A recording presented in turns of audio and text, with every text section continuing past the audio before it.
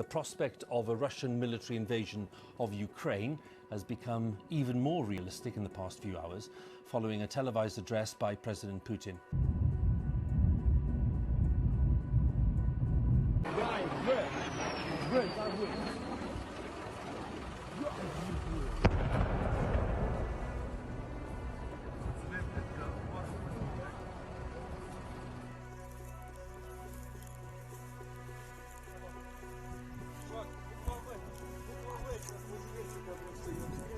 Де ти бачиш розпочинати? Там розговори в ліску, там і туди пішли, оце цей забор. Russia has invaded Ukraine. War has been declared. One of the main attack helicopters Russia is using in this offensive is the KA-52, also known as the Alligator. It has been reported already that at least one of these vehicles was shot at and forced to make an emergency landing. The war is on, but who will be the victor in the end? As it appears right now, Ukraine has a tough road ahead of itself. But only time will tell. Stay with us for the next few minutes as we talk about the KA-52. Welcome to Weapons of Conflict.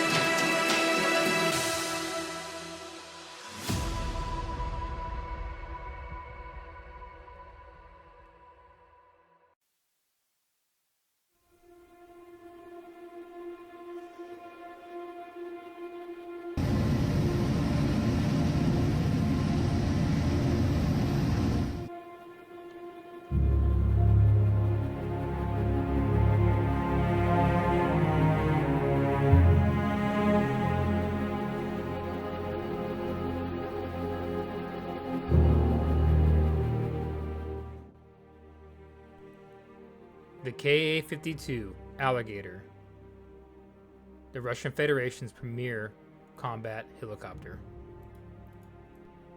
The former version of this helicopter was the KA-50 Black Shark, but they wanted a tandem seat version, so they came up with the KA-52 Alligator. This vehicle was designed to run battlefield reconnaissance and target designation. This helicopter has a softer nose profile and a radar system that has 2 antenna arrays. An impressive thing about this vehicle was the use of day and night TV thermal sighting systems and 2 spherical turrets, one over the cockpit and the second under the nose. The KA-52 has the side-mounted cannons of the original KA-50. It features 6 wing-mounted hardpoints compared to the 4 that the KA-50 had. To keep the weight and performance on par with that of the KA-50, the armor and the capacity of the cannon magazine feed were reduced. The series production line started for this vehicle in autumn of 2008.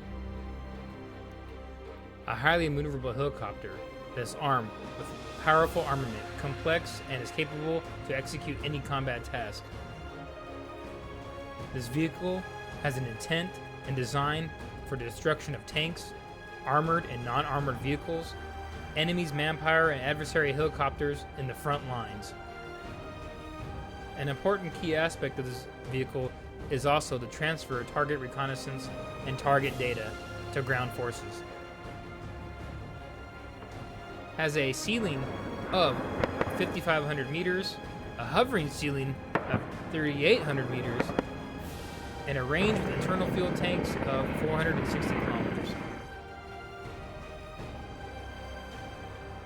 Its main weapon systems include the 2 Alpha 42 30mm autocannon. This has an effective range of up to 1,500 meters. Also, the Vickers 9 Kilo 121. This is an extensive infrared guided anti-tank missile. Can be optionally guided manually via the Scalos up to a maximum of distance of 8,000 meters. It also has S-8 rocket pods, high explosive rockets that are air to ground. These rockets are unguided and can be fired at a high rate. This vehicle also has a MAWS system, standing for Missile Approach Warning System, and this will warn pilots of incoming missiles. There is also a radar warning receiver, and will alert the pilot of being locked on to by radar-based targeting systems. This helicopter also has a FLIR system, laser rangefinder, and a target designator. Another impressive function of this vehicle is its avionics. This vehicle has a multiple functional avionics suite, and that consists of a multi-level digital computer-based system, a top-owl helmet-mounted sight display, observation and search and targeting systems. It also has a multiplex bus system that coordinates several tasks including piloting, navigation, and weapons control on the battlefield. Other systems include navigation and attack systems for helicopters and the Nadir 10 navigation system.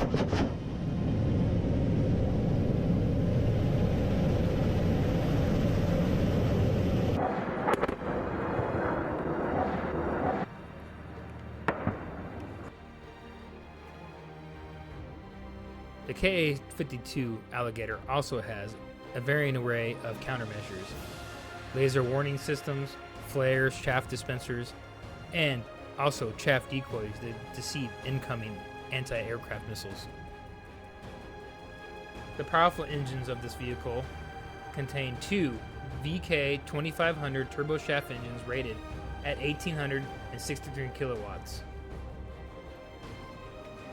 But now the real question: how effective is this vehicle on the battlefield?